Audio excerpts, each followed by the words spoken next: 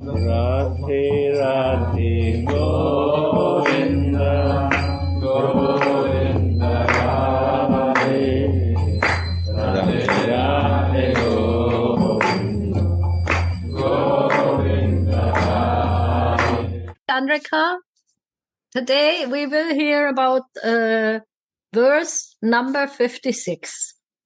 And it's one of the key verses also, when Narottam Das Thakur is giving us a great hope and also a big inspiration of his sadhana and how we can continue to become more mature and ripe in our practice of divine, we want to be part of the servants who are serving divine love, who are serving Sri Radha Mohan, and especially and foremost who are serving Srimati Radhika. How is this going to work?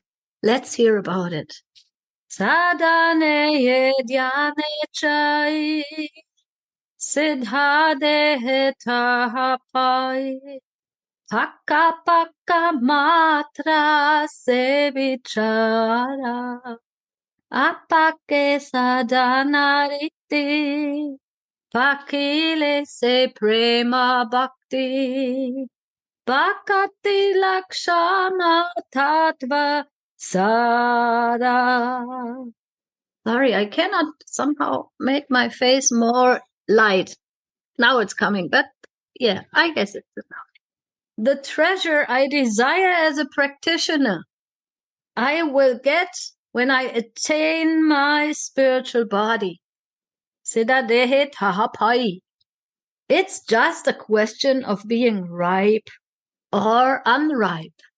The ripe stage is the stage of pure loving devotion, and the unripe stage is the stage of practice. That is the essential truth about devotional principles. So isn't that very inspiring? It's so simple because the truth is always simple.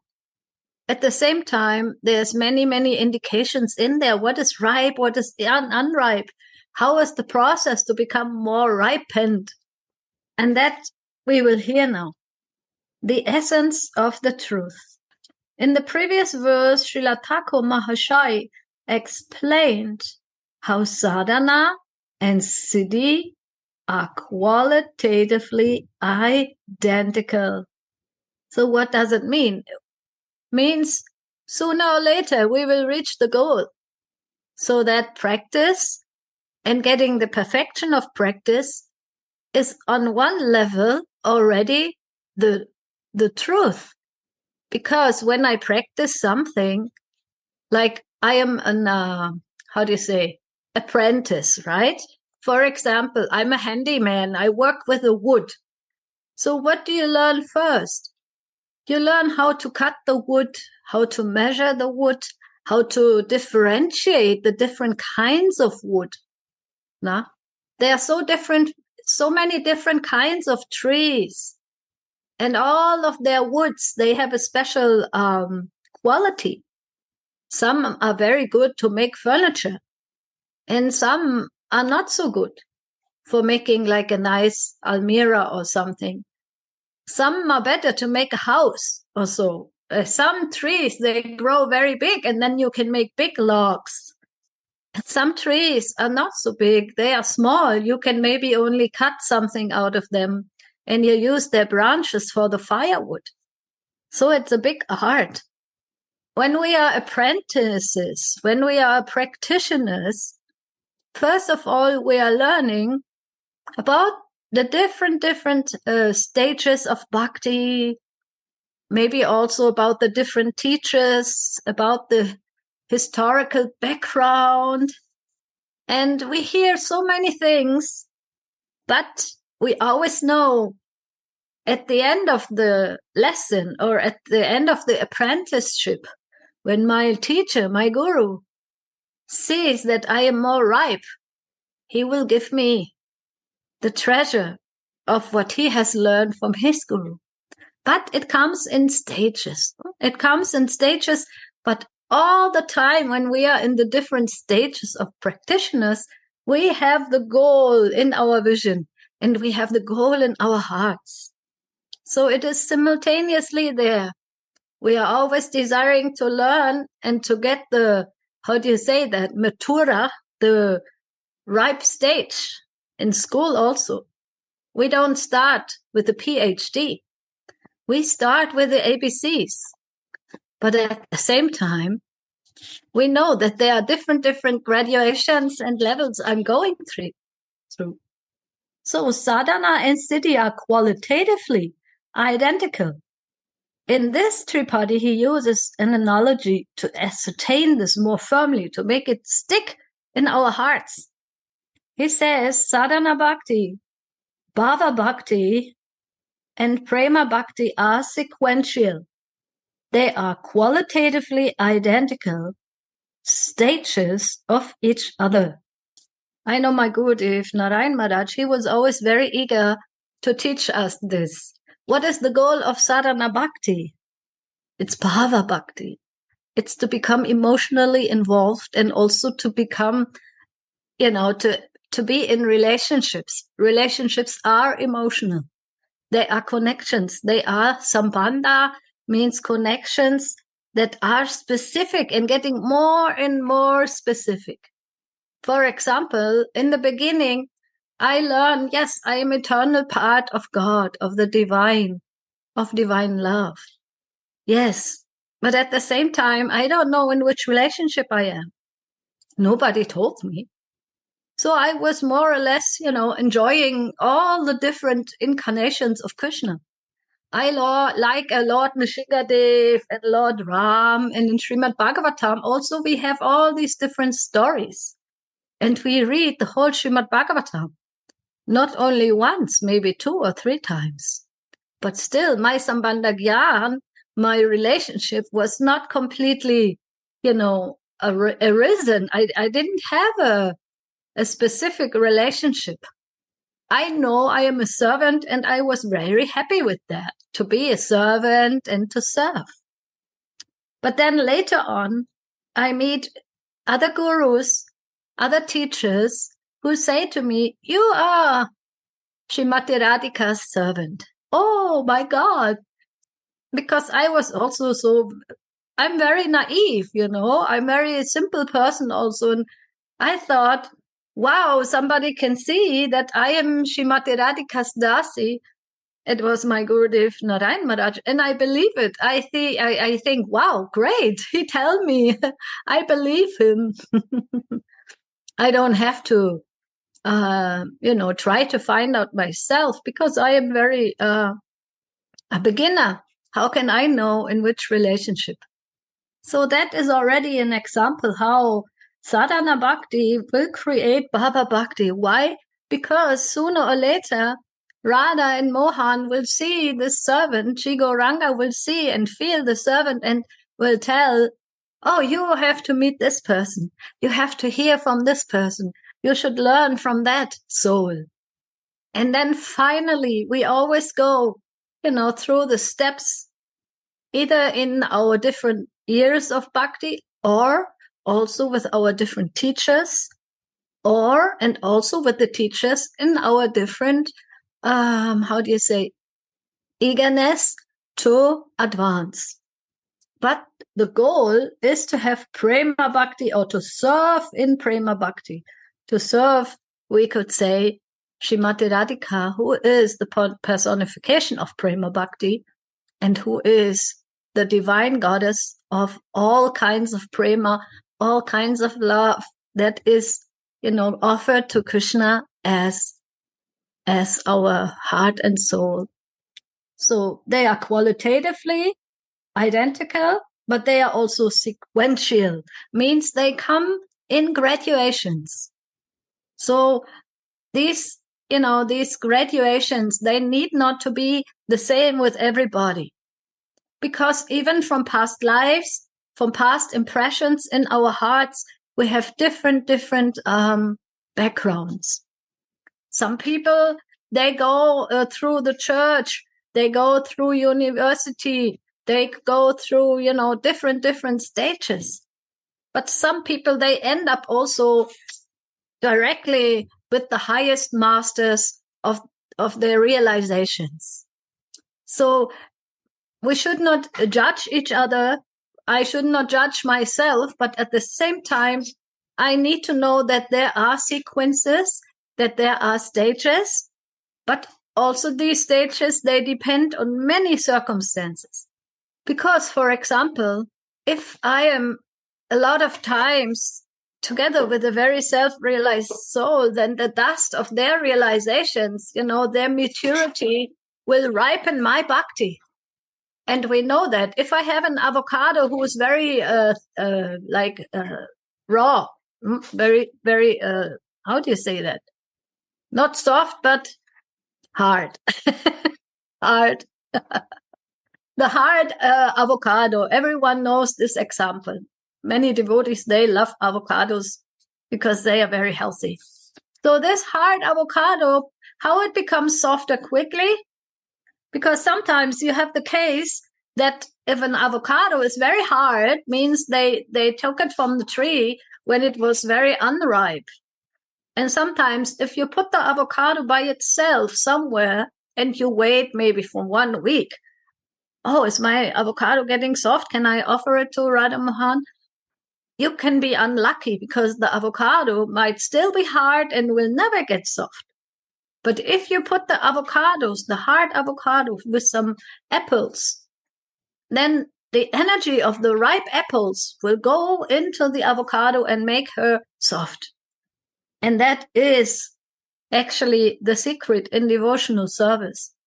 That we know there are sequences and we know there are graduations, but also we know there is shortcuts.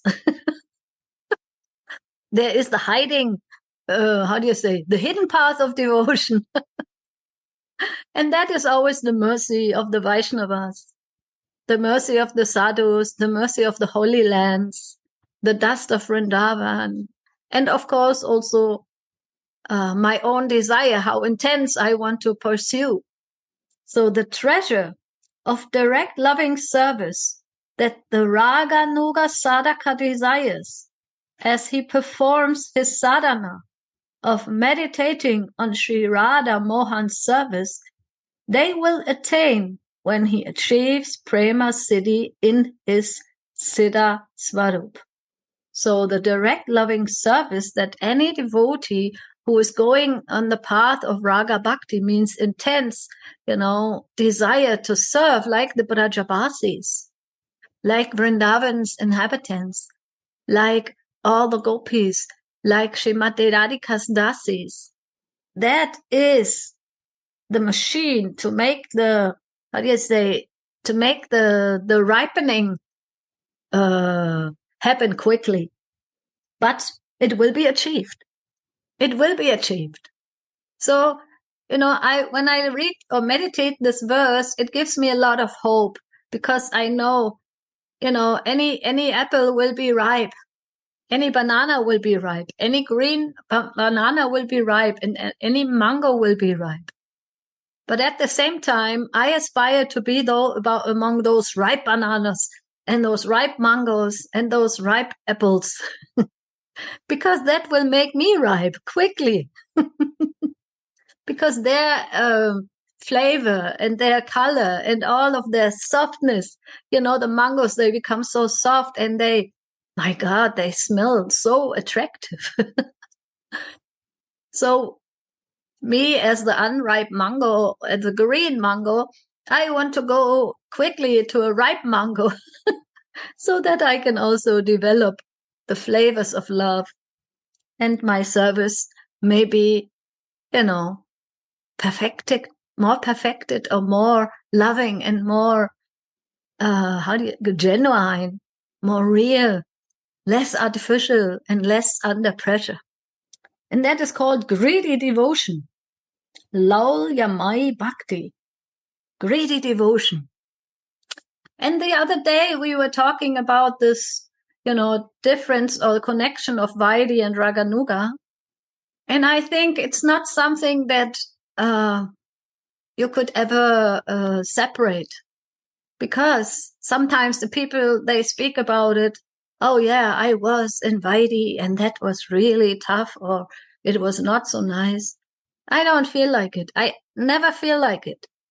I always feel that all the experiences in life, they were the mercy of my teachers. And also, I should say, the mercy that I really desired. And that mercy, I don't know where it comes from. Probably because I am so much, how do you say, forlorn in this material world, that I was always looking for eternal love, as I think most of us. We always want to feel eternal love and pure love and selfless love.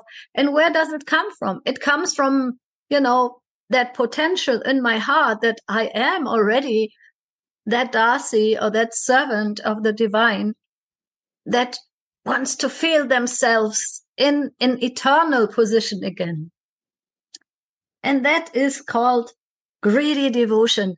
I want to attain it. I want to, I know it is real. It's not a dream.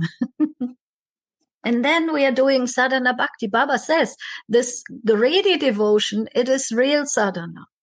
Because then this greed will be the drive, not only some fear or some, I have heard we should, some so-called, how do you say, knowledge or so-called position. Even in bhakti, sometimes there are motivations that are not completely pure, but by the time the apprentice is going through the stages, they become mature. So we don't look at this. We don't judge ourselves. In bhakti, actually, there is no judgment.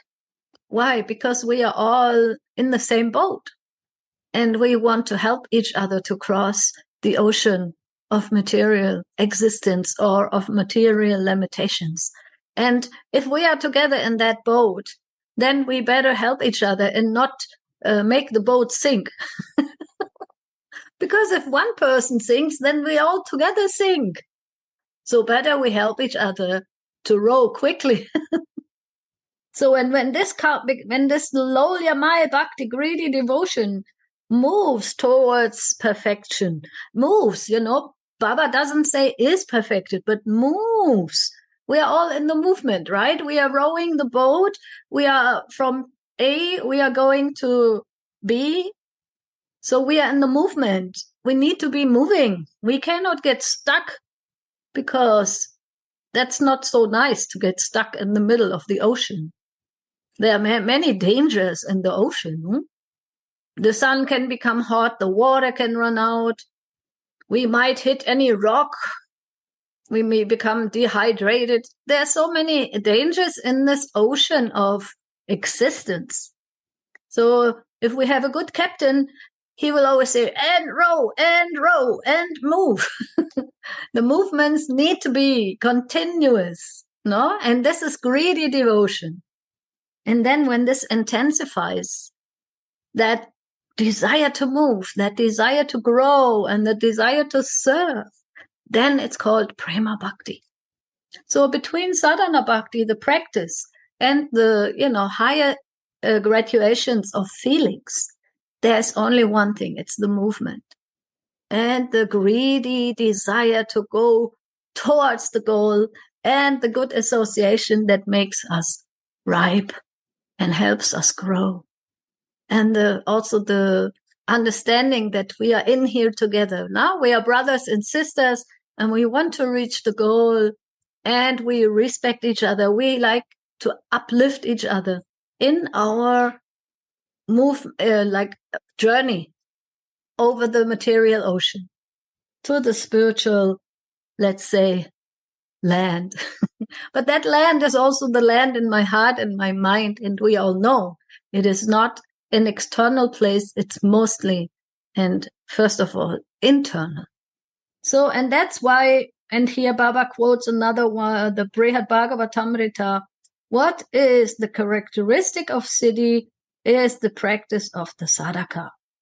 Sadhana bhakti keeps the fire for the attainment of Prema Bhakti or direct service awake. No? It is awake. It's not asleep. If it's asleep, then I don't move. When I don't move, then I feel lazy or feel crazy.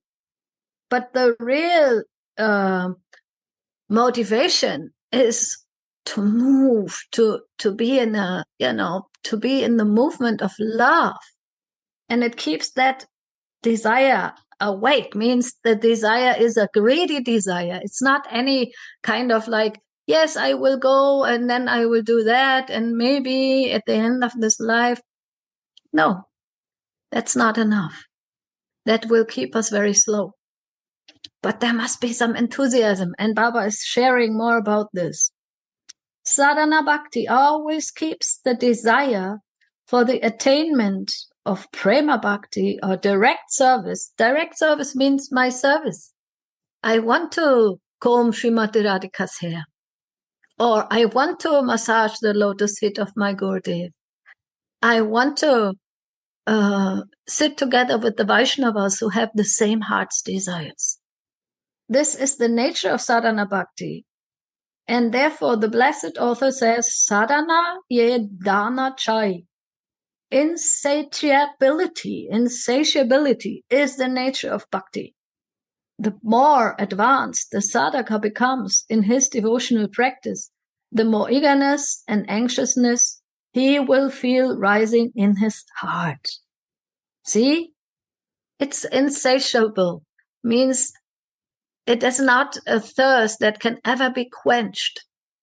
It's not that I drink the holy name or I drink whatever I do, my reading, my chanting, and then I get enough of it. No, there's always a feeling inside, I want to do more. What can I do now? But okay, now I have to cook. Oh yes, I will cook. It's Srimati Radharani's kitchen. Oh, I have to clean. Yes, I clean, because cleaning means cleaning my heart. My whole apartment should be like a kunj. I want to have this feeling when I clean. And then it's not a drag, but it's something that is connected to my inner self and to my Dasi Bhav. And I was just hearing a lecture of Gurudev lately that I really love. I don't know. For example, when we are in separation with Gurudev, what to do? He's not coming so to the Zooms now. We cannot even have his darshan. So I have to connect to him. I want to connect because I feel empty without feeling connection. So then I listen to classes. I have on my phone some classes where I was also with him in Vrindavan, and these are my treasures. So, and then I listen, and then I again and again listen. And then even by listening, the feelings come in my heart that I am so connected with Gurudev, that he has, generously given me these treasures of his heart. And that makes it, for me personally, juicy. Even in the times of separation, when we cannot hear Gurudev or see Gurudev so often, but we are coming, right? We are coming to the classes. We want to meet. We want to inspire each other. We want to exchange our heart feelings. We want to see each other. I want to see you.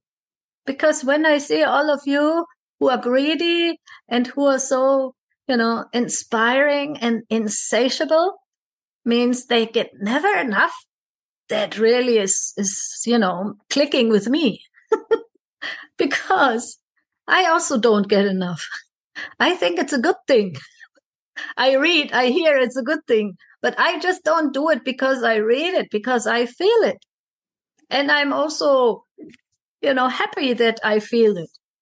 Because I don't want my desires to die. Or actually, I don't want to go in another direction. Of course, I'm a conditioned soul. I am not free of that. But still, at the same time, I'm so happy we have this chance to meet every day, to exchange, to feel each other, to speak with each other, to sing. Insatiability is the nature of bhakti. And the more advanced the sadhaka becomes in his devotional practice, the more eagerness and anxiousness he will feel rising in his heart. So that's interesting that these both things, they're together. And that is actually something that I have noticed in the spiritual life, that it's not black and white. It's always something going into the flow and experiencing it and desiring to serve or to experience more. And then again, there come some times where I feel more empty, or I feel more in the shadow, in the dark, because the mind is cloudy or the senses are, ignorant. But then again, out of this time, again comes the desire. I have to get out of it. I want to come to my spiritual constitutional position. That is something myself so unripe. That doesn't mean that I am not worthy or I am stupid or so. It's just like I have to pray more. I have to beg more. That is the qualification to be the beggars of mercy. It doesn't matter if I am in PhD or if I am in kindergarten. It doesn't matter if I'm a green tomato or a red tomato, or a green mango or a red mango. So this eagerness and anxiousness will help the sadhaka to attain the kingdom of Prema Siddhi or direct service. And in this lecture, Gurudev says, yes, what you think about, you will dream. So yeah, we have to practice to go intensely into our homework, to also observe my own thinking and feeling and desires, and to remember, what is the goal of all of this, and how can I be more intense in this? How can I be more condensed? Gurudev spoke maybe 1 year ago a lot about condensed feelings. Intense feelings are condensed feelings. Means like when you're doing a burfi, or you're cooking any kind of sauce, when it's in the beginning, it's very liquid, and you have to stir and you have to watch it, and you see the bubbles when it's like slightly cooking, and you see the steam is going out. And the more intense it gets and the more less water is there, you have to stir. Otherwise, it will burn. So I feel also in my bhakti that the stirring, when it gets more intense, is very important. Otherwise, all my intensity, all my desires to make a nice dish, to make a nice burfi, it will be burned. It's also useless. But so when it becomes intense, then I have to really look, do I need more liquid? Do I need to stir it more? Do I have to put the heat down? Or do I have to put the heat up? What should be the color of the burfi? Should it be more brownish? Should I have a burfi that has a intense nutty taste? Because the chickpea flour, it has, different flavors according to the color of how much you are burning it or stirring it in the pan. So these are all, considerations that I also check myself. Where am I? Am I dried out? When I'm dry, I need to put more liquid. Where do I get the liquid?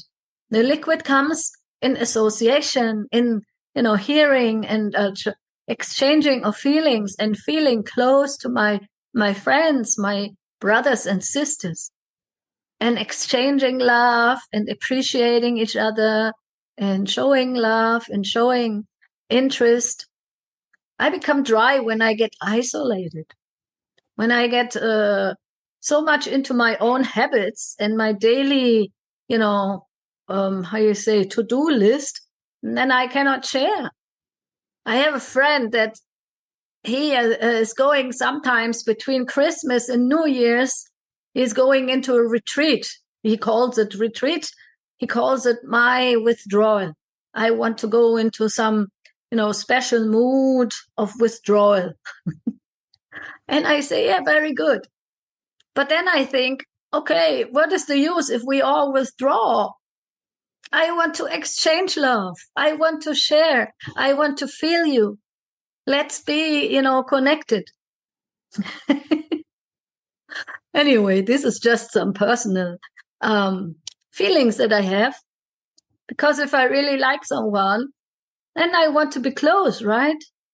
Of course, everyone has times of withdrawal. I also have them, especially when the body needs covering of, when you are sick or something, then you just lie down. But even our Gurudev, he is so great. He's so special that even when he has a cough, when he feels not good, his doors are always wide open. You see, that is the example of how intense, the levels of bhakti are when we are really always open with our hearts and our minds and in our natures. But of course, then we know this Indian nature is also special because they grow up so close. No? They grow up all together in one bed or so, or in one room. And that is very, very special. That is very special. Nowadays, in our, European countries, we see the tendency that people are more isolated. And that also is a, kind of a luxury. Everyone has their own apartment. Everyone has their own kitchen. But it's more fun to cook together and to come together and exchange love. And that's why also Narottam Das Thakur says this insatiability is a good sign. I want to meet more. I want to connect more. I want to feel you, because your feelings, they help me grow in my feelings. Everyone has a special feeling in their own practice. And a special feeling is always something that friends will share with each other, not to show off, but to inspire. And even I noticed that with Gurudev lately, he always listens, and when we ask him to say something, he says, no, I want to listen. I want to learn from you. And that is not artificial for Gurudev. It's not that he wants to encourage us because we are, babies that need to be encouraged. Yes, we are. But at the same time, I feel when Gurudev listens to to our little, whatever we want to share, he also feels inspired and he also gets into it. And I love that because it shows to me that in the end, on the spiritual, in the final spiritual reality, we are all friends and we are all helping and inspiring each other on the way. And I especially love that first verse of Vilapa Kushmanjali when Rupa Manjari is going to get her friend Rati Manjari to see what's happening. Where are you? We are there. It's a meeting. And I miss you because usually we're always together. We serve together. We laugh together. We cry together. And that is the Guru Vandana of Srila Raghunath Das Goswami. And it's so intimate. It's so confidential. And it's so pure. And I know, I just feel it that also we are together now. We are, we are also a small group and we also develop these relationships amongst each other. It's no competition. It's like when you advance, then I can also advance. When you get more ripe, I want to go closer to you because your ripeness will make me ripe. It will help me ripen my heart, my desires, my thinking and my wanting. So this eagerness and anxiousness will help the sadhaka to attain the kingdom of Prema, Siddhi, or direct service. So that is a very great hope, because anxiousness in a positive way, not like worries or anxiety, but anxious. My God, I want to, how can I feel more? How can I get more touched? All these things, how can I come out of my dryness when I have a dry time? How can I get out of my negativity when I feel hopeless? All these things. I need somebody who is ripe and who loves me to catch me and inspire me with their juiciness. There is also a great relish in sadhana bhakti, especially in the lila smaran of the raga sadhaka. Their meditation is just like rendering direct service. Therefore, the wonderful relish they savor through or during their sadhana is incomparable. So that is also amazing. Baba says that when we practice our remembrances of however we can remember our relationship to Swamini, our services to Swamini. And I know this is also very individual. Usually in our Gaudiya Vaishnava tradition, we have the Astakalya Lila, the 8 phases of the day. But I once asked Gurudev, I said, I have heard also from many devotees who try to practice it artificially or try to learn, and then go by that. They have also dried out. So what is my way? And Gurudev says, just, remember during the day what we go and meditate in the classes. And I have gone with this, and I feel very happy with this. But every one of us is different. Everyone has a different meditations. I know Labanga Latika, you are doing your painting, so you go deeply, right? You are absorbing yourself. That is your absorption. Maybe you want to share about this, or you're cooking, right? You want to share about your absorption in painting? Rather, dear Suniti, in noon time I always cooking, but I always listen Zoom, and that's melting my heart. I hope that cooking for Radha Mohan will be more nicely when I'm in flow on this sharing.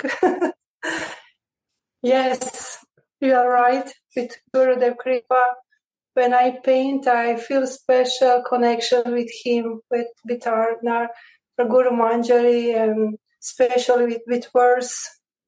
These words are so deeply. Every sentence have paint a picture, and Gauranga Sundara translate a lot of things in Lapa Kusumanjari, but for me, only 10 verses is enough for our life.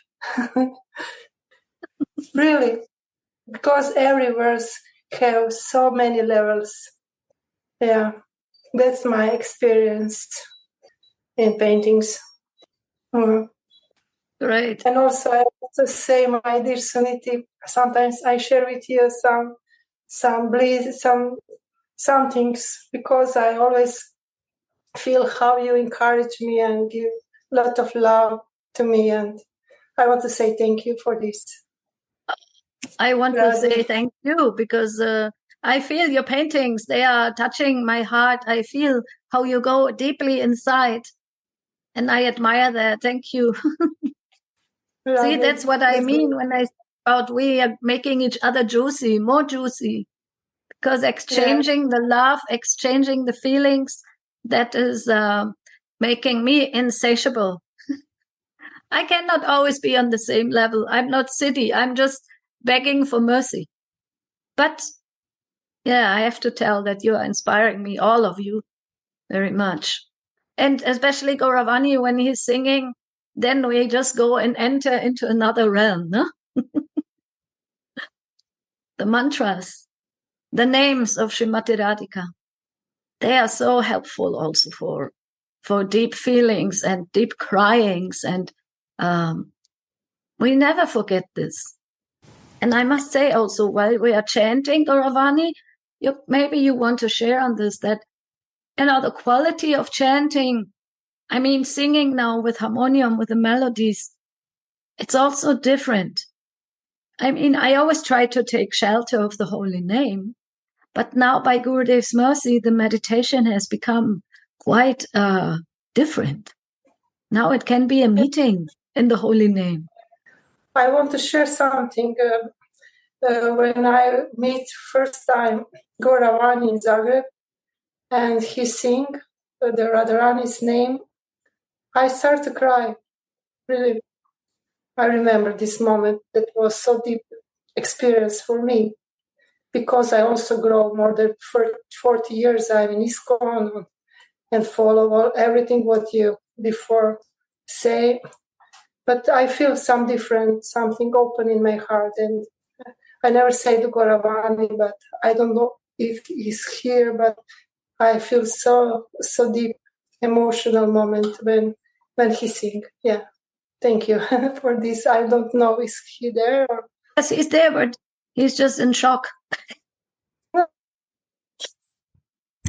I just think that actually this is all your meditation. It has nothing to do with my singing, because you're so deep meditating.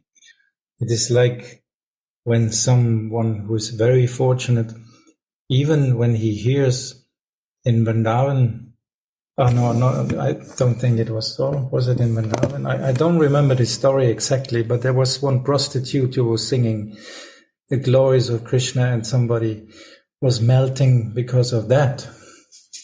So it wasn't the glories of the prostitute, isn't it? So I think it's the glory of the name itself. I'm sorry. I have nothing to do with this mercy.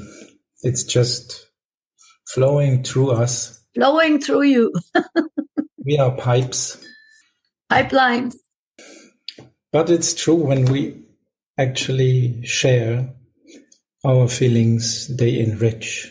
That's the point. Because everyone is an aspect, a special aspect of Radharani, of Radharani's love. Every person of us is a special aspect. And when these aspects come together, they enrich each other, of course. That's very natural. And even Krishna is actually noticing that. So that's why he's very happy when he can bray to Manjaris, because then he gets even more ecstasy, because he gets even more aspects of the Mahabhav of Swamini. So the ecstasy is always enriched when we share, and I'm very thankful for that. And I'm so happy that more and more of you open up and don't think that they are not worth to share their feelings, because we should. And it's just normal that we think that we are not worth. This is just the state of the mind of a devotee, that he thinks like that. I'm not worthy. But anyway, this even more enriches that. So please go on and share your feelings like small children, very innocent. Don't think you can do something good or something bad. Both is not possible. You just do it out of love. Thank you so much for always being there and always inspiring. And I'm also very thankful to Suniti, because she always gives fire, new fire, to wood which is getting a little bit wet and don't want to burn anymore. And she's putting some new benzene in it, some stuff which will let it burn higher. So that's very good. And Ma Yoga Shakti, she's coming forward and is doing her seva in the front now and not anymore in the back. I'm so thankful for that also. And Sundaram, I like you so much that you are always here, you always listen, and I can feel you so much, although you don't say so much usually, but I'm so thankful. And all of you, Brinda, Viraj Viharini, everyone who is there, you're all always making that sharing so rich, and that is needed. Of course, Dayanidhi speaks for himself. His questions are always very on the point and very rasik.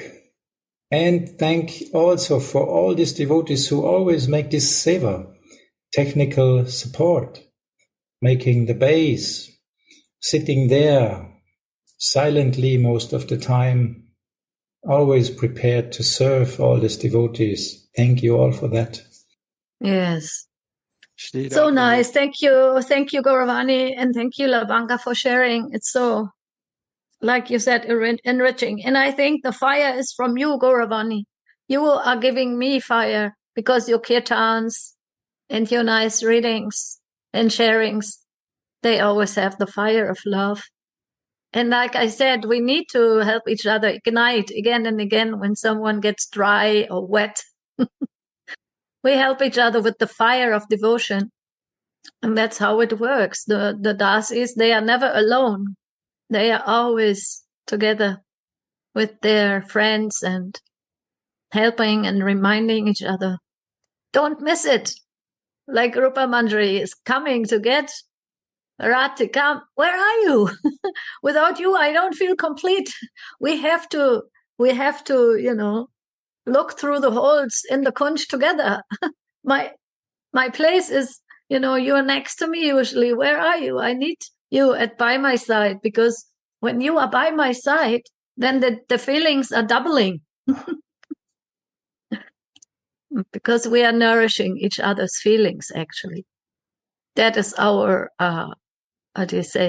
speciality also as Dasis.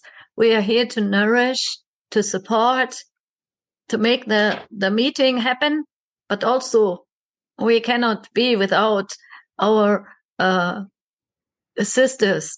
We cannot be. Then even Rupa Manjari, she feels incomplete. She feels, my God, where's my Rati Manjari? She has to see this. She has to feel this. I have to get her. So in the same way, if we are like this with each other, then we are always getting stronger and growing stronger together. And that will make our Guru Manjari very happy when we are very strong together. Jai Jai Shri Radhe. So thank you all. Today again is the day for the kirtan, and Sundaram is arranging, I think, some nice kirtan cuts that we can listen and relish together now. Should we get out of the Zoom, Sundaram? Yes, please, dear Suniti. Hey, we are getting kicked out. Radhe. To change. Radhe, thank you so much. Radhe. Thank you. We are depending on you. Radhe, Radhe. Radhe, Radhe. Yes, we are really depending on you. Thank you that you are always here every day, all of you. Thank you so much. Shri Radhe, big thank you to all of you. My God, so much inspiration coming from everybody, just to see our Sangha from all over the world coming together at different hours of the day and really prioritizing this. It's so easy in our lives to get wrapped up in these other material priorities, and to see so many shining, beautiful faces logging on to Zoom and connecting from these different corners of the world and feeling like we're all right at home, right next to each other is so special. And kind of echoing Gauravani's beautiful sharing. Big thanks to you, Suniti. Every time I talk with you, I feel just so much hope and inspiration, just as you were sharing from the verse with these unripe mangoes, these, the beautiful thing of an unripe mango is it still has the same qualities as a ripe mango. So we all have those there. And as we spend time, as you said, with other ripe mangoes, such as yourself, we can hope that the ripeness of our, or the hardness of our unripe mango softens. And so, Shri Radhe, thank you so much, my dear. Jai Ho. Radhe Radhe Govinda Govinda